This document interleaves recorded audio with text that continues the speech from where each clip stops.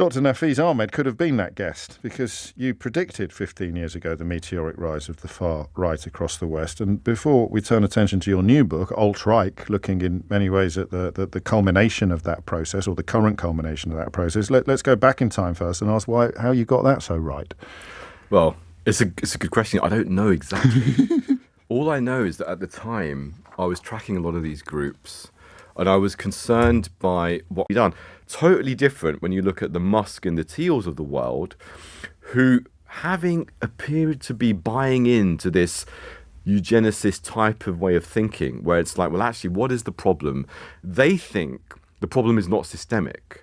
They think the problem is groups of inferior people. So there's too many black people, there's too many Muslims, too many of these other types of people who are genetically inferior. They have low IQ, they're coming into our countries and they're ruining everything. So that's a very, very different approach.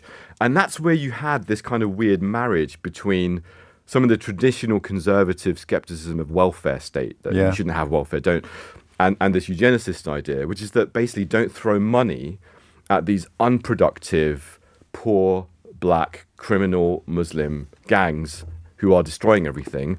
That's just that's never going to work. What we need to do is either wall them off, keep them out, or contain them, or depopulate them.